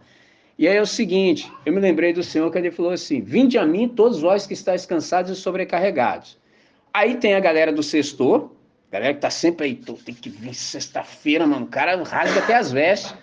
Eu penso que nós somos da galera do segundor, entendeu? A gente gosta de, já tô aí, vou, mas tem a necessidade do descanso. E eu que posso dizer isso com toda a propriedade. Só que tem um detalhezinho que eu andei percebendo. Qual é? Se o cansaço não for no âmbito, por exemplo, existencial, melhor, se o cansaço for no âmbito existencial e não meramente fisiológico, a solução está, por exemplo, na relação. Vinde a mim. Jesus não falou assim, tire férias. E eu posso falar isso que tem 26 anos que eu não sei o que é isso, entendeu? 26. Então ele falou assim, tira férias, André. É lógico que tem esse lugar, mas não é disso que eu estou falando. Ele falou assim, vem para a relação que alguma coisa está errada. E eu sempre soube disso. Eu sempre soube que se eu reclamasse alguma coisa para Deus, eu sei que a resposta é, e qual foi o dia que eu te mandei fazer isso aí? Fala para mim, qual foi o dia? E olha que eu sei, hein? Então isso aí me chamou muita atenção, Fred. Então deixa a palavra com você. Alguma sugestão que você queira nos dar de cuidado? Uma ação correspondente? Fica à vontade. Primeiramente pedir perdão porque eu me antecipei, né, cara? Não, tranquilo. Eu me antecipei, Tranquilo. eu achei que a gente abriria a fala e já concluiria em seguida. Sem problema, Eu sem problema. me antecipei, fui até, tipo assim. Você segura aí pra mim rapidinho? Senão eu fico focado aí, a selfie do André ali. Você não viu virando o celular pra mim, né? Você acha que eu não tô ligado? Vocês acham que eu não confio em vocês tempo suficiente para saber o que vocês andam pensando? Não consigo, Semana cara. passada os dois estavam juntinhos. Rapaz, tinha que ter um escândalo total com os dois aí, ó. Os caras não aguentou a pressão de um egípcio sentar no colo do outro, não. Até hoje. Tá maluco? Até hoje. Foi as ideias dos caras. Você acha que eu não tô ligadinho, vocês não? Cara, muito bom. Mas, ó, não tô bem humorado, eu peço desculpa aí porque eu me antecipei no sentido de tentar compilar o máximo que eu pude no tempo que me foi concedido. Não queria atropelar a fala dos irmãos, né? Mas falando enfaticamente sobre a questão de modulação do ambiente, vou buscar enriquecer um pouco mais essa questão, é o seguinte, uma vez eu ouvi uma frase, inclusive também vou deixar uma sugestão de escuta, né? Não de leitura, mas de escuta, de um sujeito chamado Wesley Delanogari. Não sei se vocês conhecem, não sei se vocês já ouviram, já viram na internet. É um psicólogo clínico que compartilha muito conteúdo de bom proveito na internet, tem muita coisa gratuita que ele compartilha lá. E muito do que eu trouxe hoje partiu desse cara, né? E, assim, eu vi uma frase, não sei se foi ele que falou, num podcast assim da vida, que é o seguinte, se você convive todos os dias com 5 fumantes, você é o 6º fumante. Então, assim, as influências que a gente tem, elas não estão estritas só ao mundo visível, à matéria, né? Mas isso funciona também com ideias. Ideias também acabam ganhando espaço na gente na medida que a gente se expõe a elas recorrentemente. Então, assim, não são só ideias, são assim, estilos de vida, maneiras de ser, sabe, personalidade, tudo isso acaba ganhando espaço na gente na medida que a gente se expõe mais a essas coisas todo santo dia, né? Então, assim, o ambiente importa muito. Muitas pessoas negligenciam isso, muitas pessoas não param para refletir, né? O que tem permeado, assim, a rotina. Como o André falou, a questão lá do Evangelho, Jesus não fala assim, tire férias, ele fala, vinde após mim, vinde a mim. E, então, esse convite é um convite aberto e constante, né? E aí, nesse sentido, né, para ser mais objetivo, eu queria dizer o seguinte, modulem o ambiente de vocês nas minúcias mesmo. Coisas de natureza assim que aparentemente são irrelevantes, eu convido os irmãos a refletirem acerca delas. Como, por exemplo, assim, não estou querendo ser moralista aqui, não é isso que eu estou querendo pregar, mas assim, cara, o que você ouve todos os dias vai gerar algum tipo vai ocupar o seu pensamento, vai gerar algum tipo de influência em você. Música, rede social, quem você segue no Instagram, quem você acompanha na internet, o que você escuta na internet. Esse é um ambiente virtual, mas não deixa de ser um ambiente que te influencia.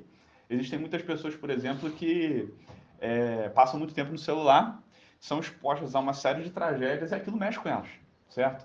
Então, assim, vale a pena você ficar se expondo recorrentemente a esse tipo de coisa? Ah, mas porque eu tenho que estar informado? Porque você realmente tem, cara.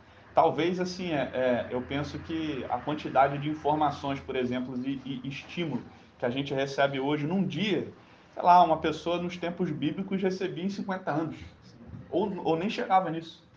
Então, assim, é a questão da super saúde que o Bruno falou também. As pessoas querem algo que é a mais, é uma produtividade, um pragmatismo que não tem fim, isso não acaba. Então, assim, é extremamente ansiogênico você ficar nesse contexto e que na vida dos irmãos vai adquirir uma forma em particular. certo?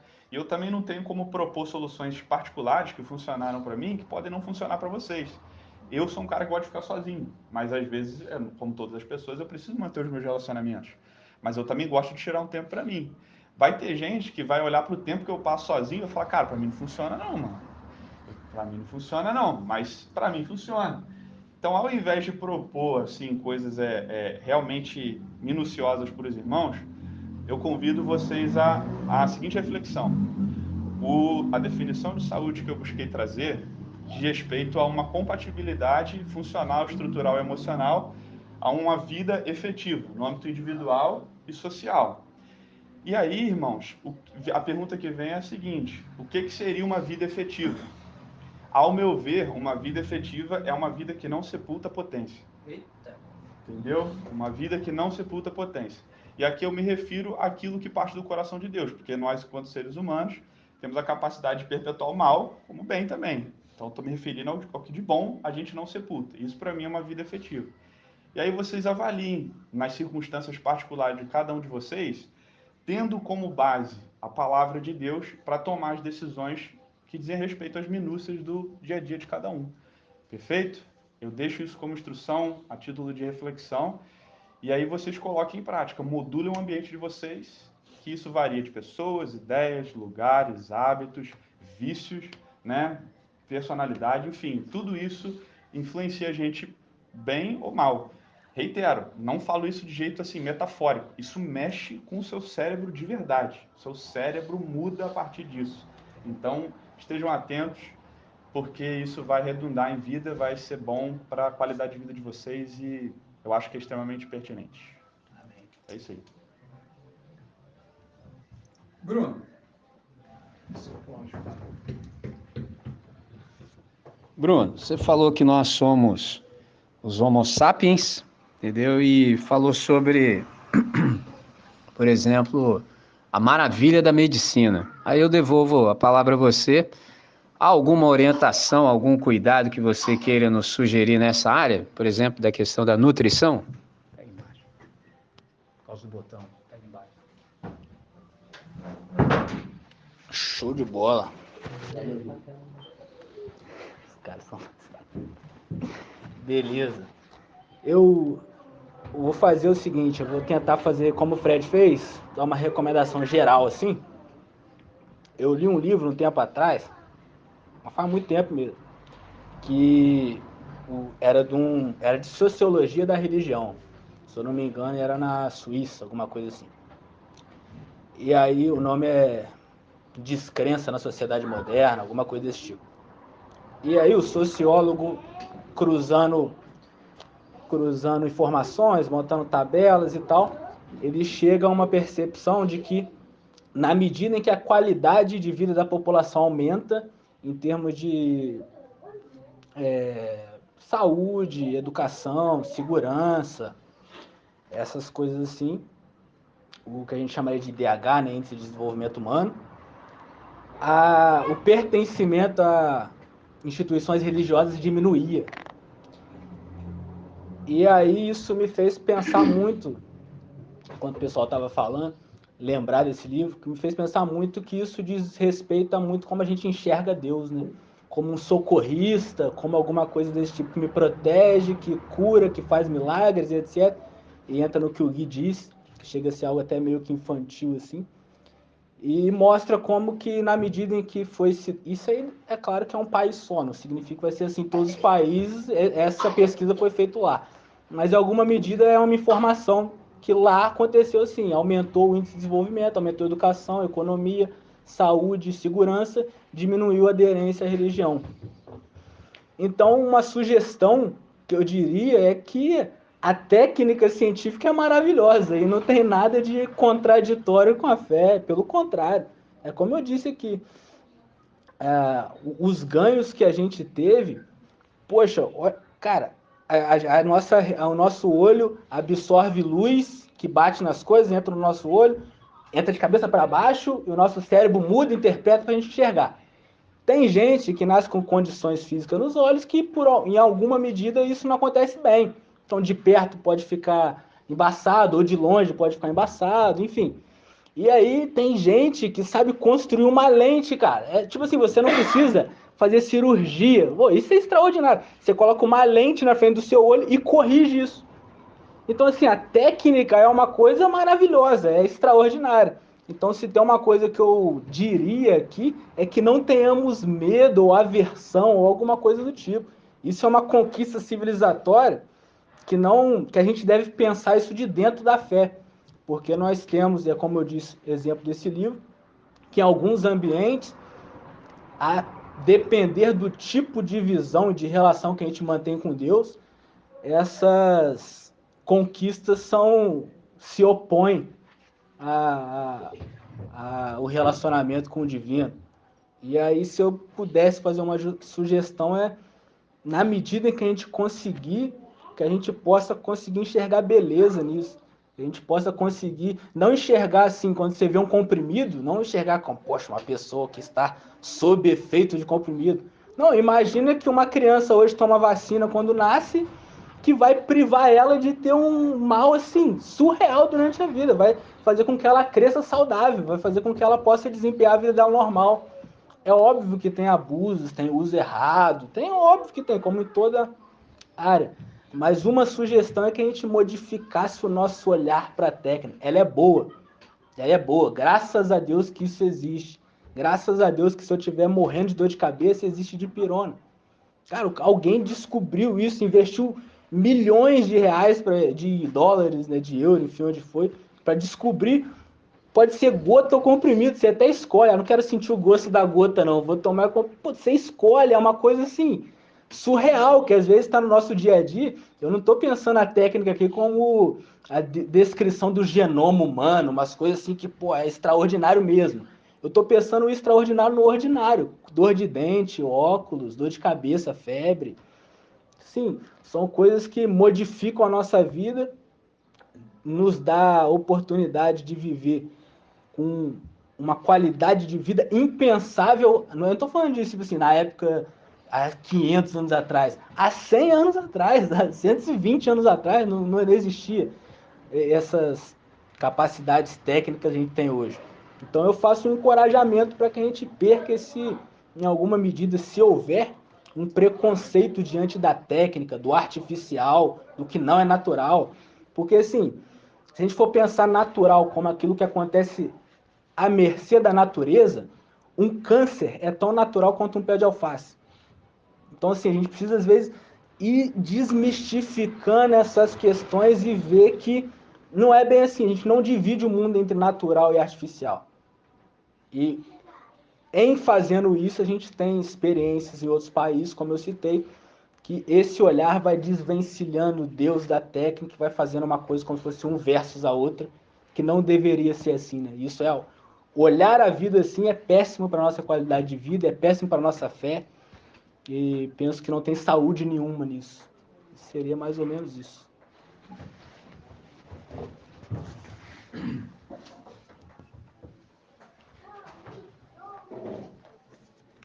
Grato. Um olhar fragmentado, dicotomizado, não é não? Muito bom, muito bom. Queco, agora a pergunta é, você falou sobre a questão dos relacionamentos, quais seriam os pensamentos que a gente deveria nutrir, ou seja, cultivar, já que é uma cultura, a partir da cosmovisão, assim, da nossa fé, cosmovisão cristã, para que a gente pudesse fazer a manutenção dos nossos relacionamentos? André, muito boa a sua pergunta, cara. E antes de eu responder, eu quero enfatizar o que o Pedro disse. Duas coisas. O que o Pedro disse, que o Evangelho já vem abordando esses assuntos com, né, muita propriedade desde sempre. E as descobertas, as ciências só vão mesmo confirmando aquilo, como o Bruno também falou, da criação, que já vem desde de muito, né? E destacar também aquilo que a gente está vendo acontecer aqui, como que o Espírito está concatenando todas as ideias, como isso tem feito sentido. Eu acho, André, que a gente precisa determinar o inspirador e o essencial. E como você disse, já que nós somos da fé, o inspirador é Cristo e o essencial é que a gente está concordando aqui, é a comunhão. Então, em definindo o que é inspirador e essencial, a gente precisa, aí já entra na minha sugestão, recomendação para a saúde num todo, a gente precisa ir com calma. A gente precisa abraçar, diante de tantas teorias, a teoria do inacabado, que é a teoria que o Evangelho nos ensina. A teoria do inacabado. Eu penso que respeitar os nossos limites, foi muito interessante que, quando eu pensava isso, o Fred falava ali, que mesmo sabendo que a gente precisa estar em comunhão, comungar a vida, comungar na vida, a gente precisa também ter os nossos espaços, os nossos tempos. E sabendo de tudo isso, você sai daqui hoje sabendo mais alguma coisa de tudo isso que está sendo falado, calma, né? Vamos a passos lentos também. A lentidão é uma coisa que também eu recomendo bastante diante desse mundo imediato que a gente tem vivido. Para a nossa saúde, lentidão. E em passos lentos, vamos nos adequando aos poucos a isso tudo que foi nos trazido aqui hoje. Porque diante da excelência das coisas, e principalmente do Evangelho, se Cristo é a nossa inspiração e a comunhão é o que a gente vê de essencial, a gente vai estar sempre aquém da excelência do que nos é proposto pelo Evangelho e pelas boas teorias que a gente tem apresentado aqui. A gente vai estar sempre aquém. E, para encerrar, eu vou ler uma frase aqui da Petra Chaves, um jornalista que escreveu um livro extraordinário também, muito bom, Escute Teu Silêncio. Ela diz assim: é preciso ouvir o chamamento de inadequação. É fundamental antes que tudo vire uma doença. É isso.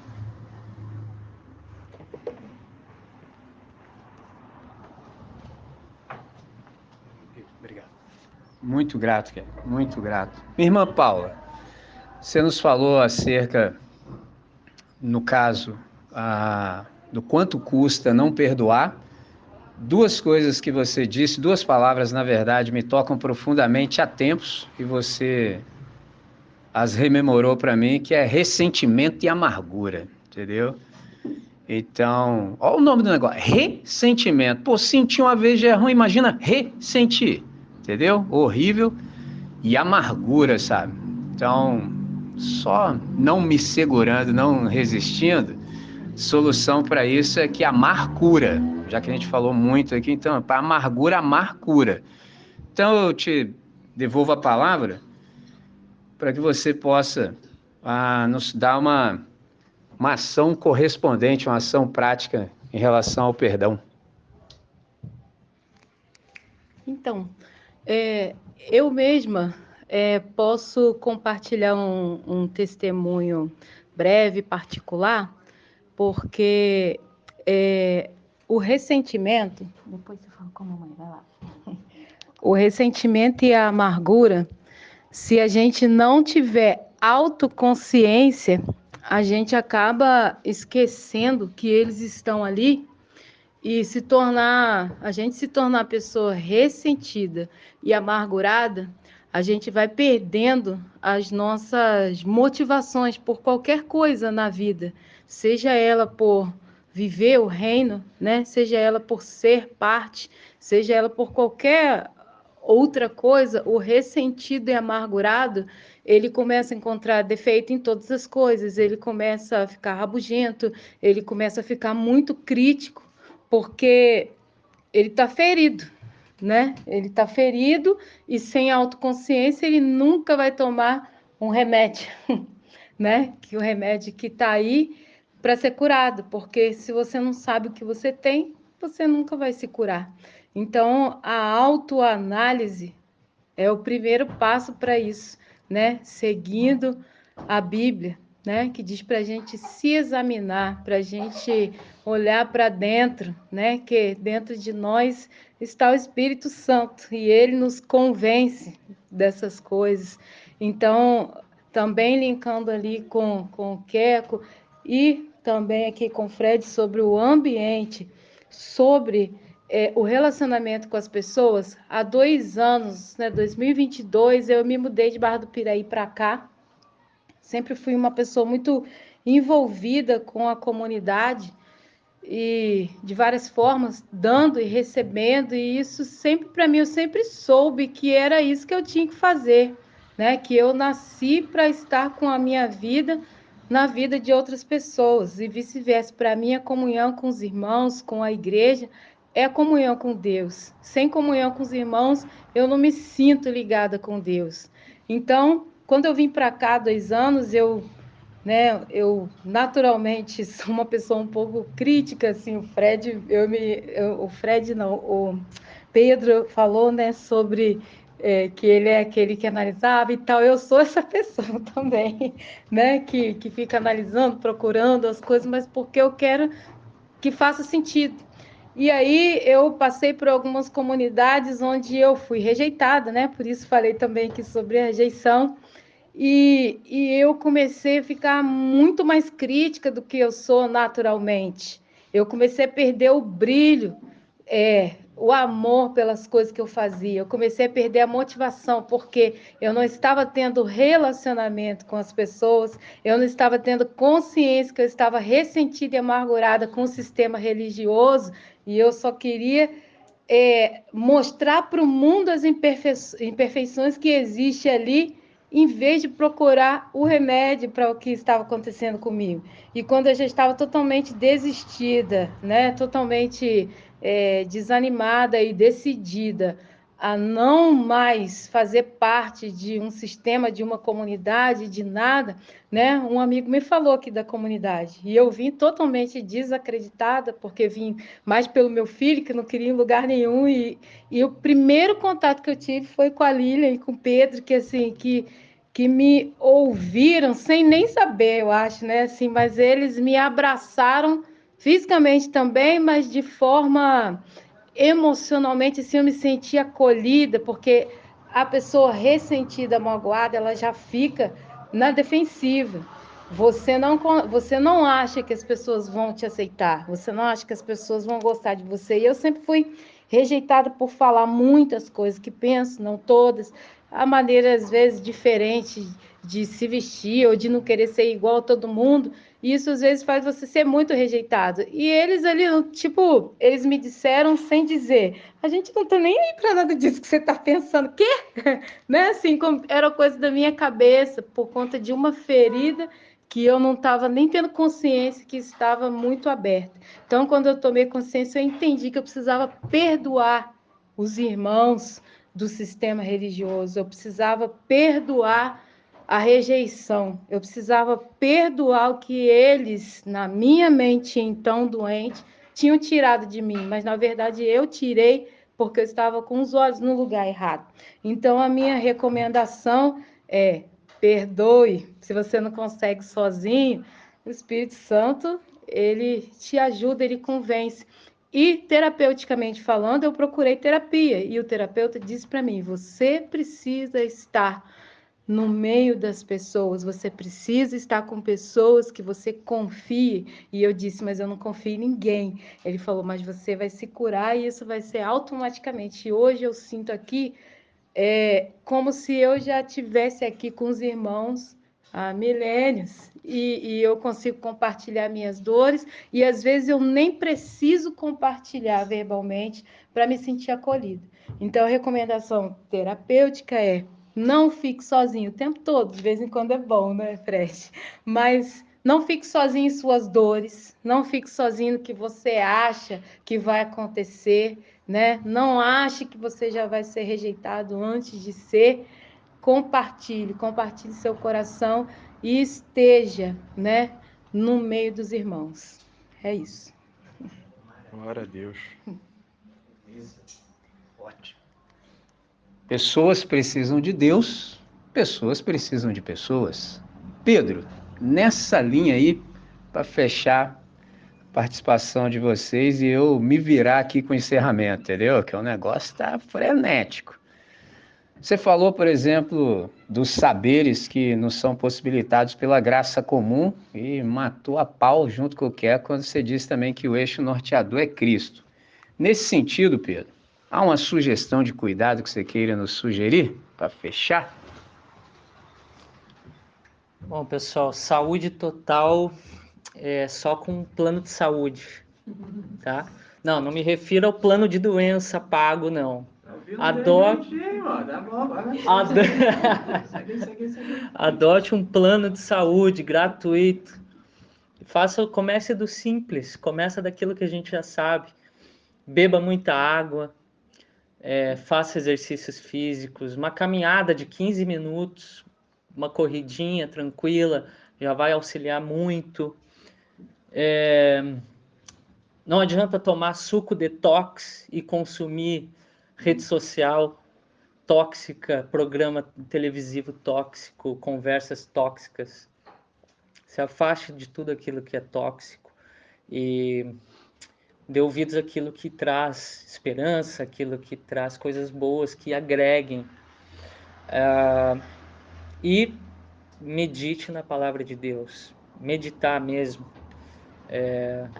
A gente tem esse momento também de refletir aquilo que Deus fala, não só ler, mas pensar, refletir, da praticidade aquilo que a gente também aprende, né? Colocar na prática no nosso dia a dia. Encontre um lugar onde você possa confiar nas pessoas e abrir o seu coração. Acolha também, isso faz bem. Escute também, sem a preocupação de ter que dar uma devolutiva, escute também as outras pessoas. Isso também gera um retorno para nós mesmos. Nada além do básico, adote esse plano de saúde gratuito e se mesmo assim não estiver dando conta das demandas, procure uma terapia psicológica, faça acompanhamento médico regular, não só quando aparece alguma situação de doença, alguma coisa desregulada no organismo, mas adote sempre periodicamente uma consulta médica. Se possível, tente melhorar a qualidade da alimentação, procure descascar mais do que desembalar, como diz o nosso André. Acho que esse já é um começo muito bom e que está sendo difícil, porque eu estou falando isso para mim agora, tá? Quem está ouvindo e está funcionando para vocês, glória a Deus por isso, mas eu estou falando para mim. Preciso disso, preciso muito. E a demanda do dia a dia da sociedade às vezes nos afasta até do básico. Então, que a gente comece pelo básico, que já é o restante, Deus vai nos direcionando, vai nos orientando. Amém? Maravilha. Sensacional. Meus irmãos, vou ter que sair com aquela do Dr. Shed. Os irmãos aguentam ainda 15 minutos. Vou ter que sair com essa, entendeu? Prometo. E finalizamos. Então, olha que coisa linda. Hoje a gente viu como é a inteligência a serviço da glória da Trindade, entendeu? Preciso lhes informar que não farei nunca mais nenhum reagindo que não seja nesse formato. Agora já era para vocês, entendeu? Jamais farei solo, entendeu? Agora vai ser sempre acompanhado. Minha coragem acabou, entendeu? Agora você só covarde. É o seguinte, uma das últimas coisas que o Pedro falou me deixou exatamente onde eu precisava retomar. Então, nada faz sentido para nós se a gente não aplicar, entendeu? Isso é uma coisa que mexe muito comigo. Sem que ninguém me cobre, eu já me cobro assim, tá, você falou isso aí tudo, mas e aí? Entendeu? Que eu sei que alguém fala, não, mas e na prática? Aí você acha que eu estou falando não é prático? Tudo que a gente falou é prático, entendeu? E terminamos assim. Então eu quero começar, por exemplo, pela negligência e o descuido. Então, eu penso que não existe, por exemplo, essa história de súbito ataque cardíaco. Requer anos de preparação, entendeu? O cara não teve um ataque cardíaco, não. Ele se preparou muito para aquilo, entendeu? É muita negligência acumulada, creio eu, entendeu? Então, sobre essa questão do tempo, É uma coisa que Deus criou, tempo e espaço. Então, se eu não encontro tempo para cuidar da saúde, eu vou ter que encontrar tempo para cuidar da minha doença, entendeu? Aí cada um decide, né, o que está querendo, entendeu? É tenso isso. O homem passa metade da vida a arruinar a saúde e a outra metade para se curar. Faz sentido o troço desse? Não deve fazer sentido, não. O cara passa a vida tentando ganhar vida, para depois destrói a saúde nisso, não é loucura? Então, percepção, prioridade e atitude. A nossa percepção determina a nossa prioridade. E a nossa prioridade determina a nossa atitude. Por isso que num dia desses aí eu falei assim, cara, eu não estou convencido de que prioridade suporte plural, entendeu? E aí, na outra semana eu voltei e falei, descobri, não tem mesmo não, entendeu? É só prioridade, não tem prioridades. Prioridade é um negócio tão sério que não dá nem para pluralizar, não dá, é uma só, entendeu? Então, Pitágoras falou algo interessante, eu quero dividir com todos. Jamais descuide da saúde do corpo. Ser moderado no comer, no beber, no exercício e no descanso, pois tanto o excesso quanto a falta são prejudiciais. Poxa, o cara sabia disso lá em 1900 fumaça. Imagina hoje, na sociedade do cansaço. Então, sobre vício. Aí é o Jung que falou, pai da psicologia analítica. Toda forma de vício, você sabe, é excesso. Tudo em excesso é vício. Toda forma de vício é ruim. Não importa que seja droga, álcool ou idealismo. Foi dito aqui que a gente acaba absorvendo, por exemplo, você está perto de 5 fumantes, então você é o sexto. Então, estou perto aqui de 5 cérebros magníficos, eu estou vendo se eu dou um jeito de ser o sexto, né? Entendeu? Mas a questão aqui, no final, que me chamou a atenção, idealismo, as ideias, sabe? Hoje em dia a galera é ideólatra, entendeu? Que antes o pessoal ficava brigando um com o outro, nossa, fica aí adorando imagem. Rapaz, e a ideolatria das ideias? O cara não muda de ideia de jeito nenhum, mano. Todas as possibilidades, todos os fatos diante dele, não, o cara bate o pé, amigo, difícil, hein? Entendeu? Tenso esse negócio. Então, eu espero que essa nossa conversa hoje tenha suscitado em cada um de nós compreensão, que os nossos vínculos afetivos tenham sido, por exemplo, aprofundados, que essa transparência com a qual a gente conseguiu falar, que ela seja preservada e que a gente seja solidário e, sobretudo, que a gente possa aprender com mais intensidade a conjugar o verbo perdoar. Quem me ouve um pouco mais de tempo, sobretudo às vezes em celebração de casamento, eu sempre falo isso quando é oportuno. Todo relacionamento começa por amor, mas só pode ser mantido por perdão. Ou você aprende a conjugar o verbo perdoar, então você não entra não, entendeu? Não entra não, que você está arrumando problema, entendeu? Então há uma importância no perdão. Vou citar algo que eu disse no encontro anterior, Mahatma Gandhi falou, como o corpo que não se lava fica sujo, assim a alma sem oração fica impura. Então a gente precisa praticar, por exemplo, também a arte da oração, de falarmos com quem resolve, de nos expormos. Então, há uma, por exemplo, mentalidade que a gente precisa renovar, entendeu? Nada disso que a gente conversou aqui é fácil, entendeu? De modo algum, pode ser simples, mas não é fácil. E a gente precisa, algo que eu ainda vou conversar com vocês em outras ocasiões, espero, de alfabetização, entendeu? Por exemplo, o Gui, quando falou, fiquei me segurando até agora, ele falou, por exemplo, quando o Paulo disse acerca de quando ele era um menino, entendeu? Agia como menino, sentia como menino, procedia como tal. E a gente precisa ser alfabetizado, porque no início eu disse em oração que a gente agradece pelo ar que a gente respira nesse novo ambiente, nessa nova ambiência. Então a gente é muito frágil, entendeu? E a gente precisa muito ser instruído. Então, por exemplo, eu não sei como foi para vocês, mas quando eu cheguei no ambiente eclesiástico, eu não entendia absolutamente nada do que os caras estavam falando. Era outra lei. Eu falei, o que esses caras estão falando? Era outro mundo. Os caras tinham a mesma idade que eu e experimentavam coisas que, para mim, era alienígena. Cara, primeiro que os caras sabiam falar em público. Eu não sabia falar. Eu sabia falar igual skatista, tal, desenrolar. Agora, falar daquele jeito, articulado, não sabia o que era aquilo. O cara foi lá, pegou o mic. Não, eu queria agradecer a Deus porque eu me formei na faculdade. Eu falei, o quê? Meu irmão, tinha 200 amigos que andavam de skate, só 2 foram para a universidade. 2, só 2. O resto, a gente nem estudava. Tipo assim, para o que eu queria fazer, não precisava de estudo formal. Aí eu chego na igreja, os caras falam, pô, todo mundo sabia falar inglês, entendeu? Cada membro de uma família tinha um próprio carro para ir para o mesmo lugar, no mesmo dia, mesma hora. Eu falei, que isso, mano, onde é que eu tô?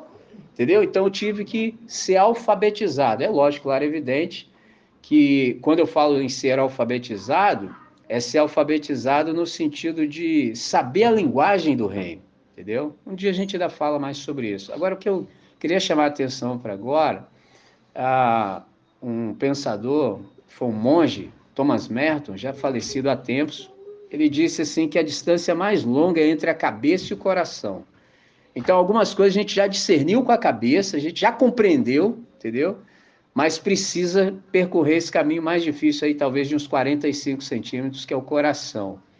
Então, Freud falou o seguinte, interessante, que ser inteiramente honesto consigo mesmo é um bom exercício. Então, eu tenho uma pergunta perscrutadora para todos nós.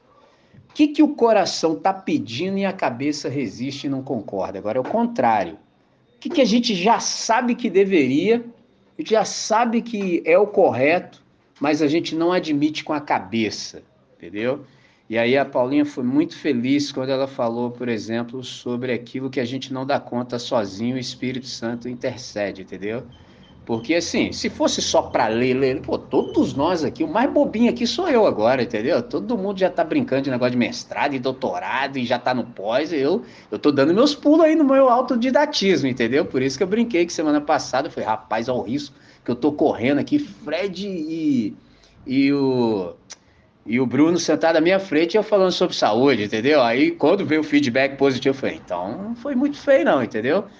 Então a gente precisa do Espírito Santo, porque só ele para fomentar essa consciência em nós e, sobretudo, para nos convencer. Então a pergunta permanece: o que o seu coração, o que o nosso coração está pedindo e a cabeça resiste e não concorda? Com isso eu digo que o perdão é a encarnação da graça. Deus nos perdoou do imperdoável. Como, pois, nós não perdoaríamos? Perdão é libertação. Então, Paula também diz, é extremamente necessário que a gente saiba perdoar tanto a nós quanto ao próximo.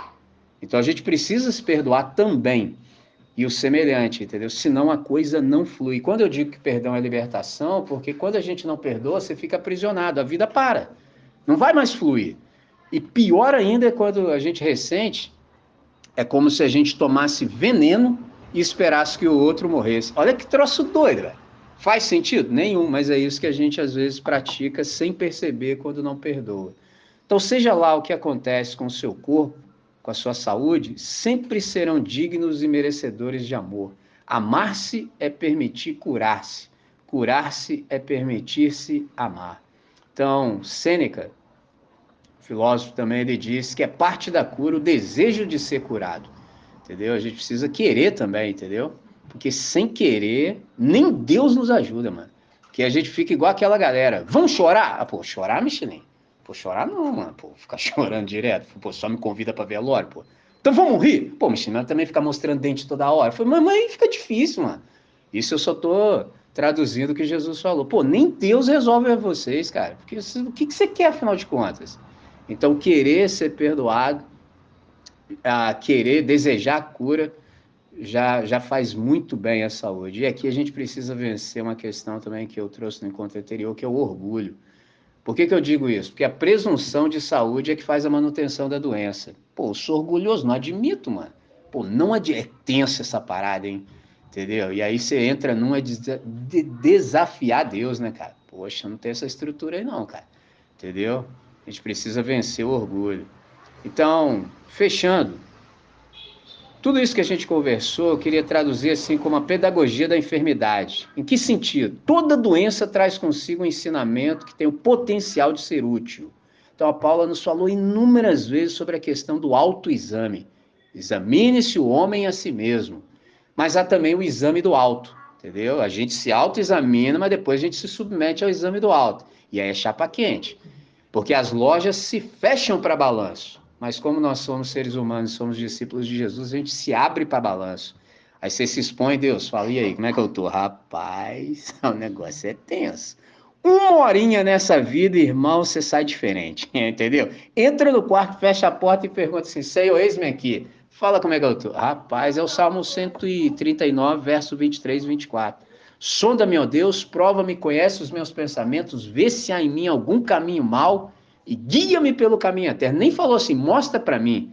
Entendeu? Quando eu falei que eu falei, opa, nem mostra não, porque senão o negócio pode ser tenso, a gente pode não ter estrutura psicológica, igual o Gui falou, o negócio é tenso, você pode fazer até bobagem, besteira. Então, basta que em nos apresentando a Deus, em sendo examinado por Ele, em sendo perscrutado, a gente se entregue para que Ele faça em nós e de nós o que deve e só Ele sabe.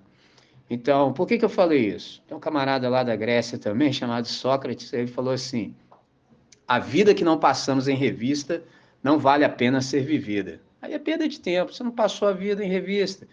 E aí a pergunta final é, e agora, mano? E agora? Agora a gente sabe tudo isso. O que nós fazemos com tudo isso? A preocupação que isso pode nos gerar deveria nos levar à ação e não à depressão, que tem às vezes os caras ouvem e ficam deprimidos. Não é ficar deprimido não, irmão, é para pular para dentro. Por isso que eu pedi que vocês no final nos dessem, por exemplo, uma dica, uma sugestão de cuidado. Então, que essa nossa reflexão possa nos levar à ação.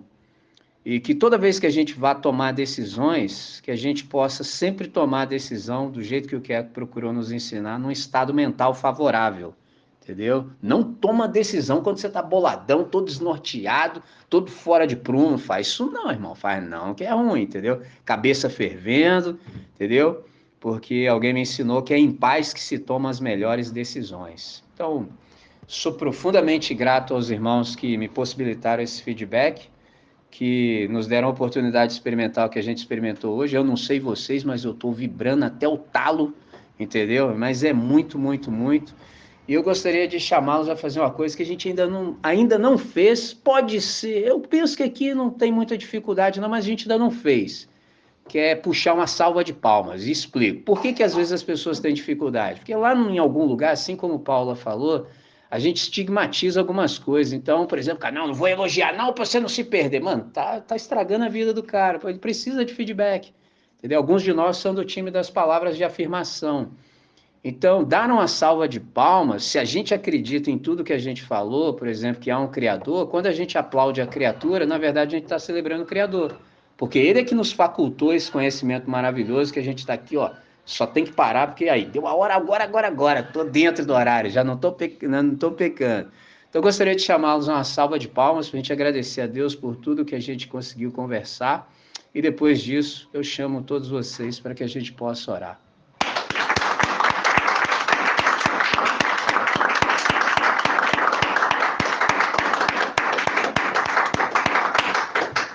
Muito bom. Estou vibrando muito bom. Então, eu vou chamá-los para a gente orar pelo seguinte. Foi dito aqui, a palavra é autorreferente, entendeu? Autorreferente. Praticamente, eu me vi em tudo que foi dito, tudo que eu disse para mim também, e vejo essa honestidade em cada um daqueles que fez uso da palavra também. Então, pode ser que numa hora como essa, a gente deseje muito mais do que uma mudança de comportamento, que a gente experimente transformação de coração. Então, em sendo assim, quero chamá-los para essa oração. Pai nosso, muito obrigado por esse dia. Muito obrigado por essa hora. Muito obrigado por todos os membros dessa comunidade, tanto os presentes quanto aqueles que estão distantes, mas nem por isso ausentes. Pai, obrigado por todas as pessoas que ouviram com atenção, com carinho, com amor e emitiram feedbacks que me fizeram muito bem, me trouxeram lampejos de ideias para que a gente tivesse um momento como hoje. Para mim, particularmente, foi sensacional. Espero que para os meus irmãos também. Te peço que essa experiência possa se repetir por inúmeras outras vezes, de modo que todos os nossos irmãos da comunidade possam participar a partir dos seus dons, talentos e faculdades, de modo que todos nós sejamos ricamente abençoados e edificados como fomos nessa manhã. Nós te agradecemos pela instrumentalidade de cada um dos irmãos que se dispuseram, se prepararam a contento e nos edificaram desse modo maravilhoso. Nós te agradecemos pelos dons que a nossa comunidade tem, te agradecemos por esse tempo, por esse espaço, por essa hora, e suplicamos humildemente, sendo o Senhor o nosso prisma, sendo o Senhor o catalisador, sendo o Senhor o direcionador, sendo o Senhor aquele que de fato nos motiva, que tudo isso, pela ação maravilhosa do Teu Santo Espírito, possa ser vivenciado por todos os membros dessa comunidade. Abençoe a todos que vão ouvir o áudio daqui a pouco, todos aqueles que estão em santa expectação pela nossa conversa, que eles também sejam ricamente abençoados e tocados como nós o fomos nessa hora. Para o máximo louvor da sua glória, nós oramos e fazemos essa oração agradecidos, cônscios de que todos os nossos pecados estão perdoados em nome de Jesus. Amém, Senhor. Amém. Amém.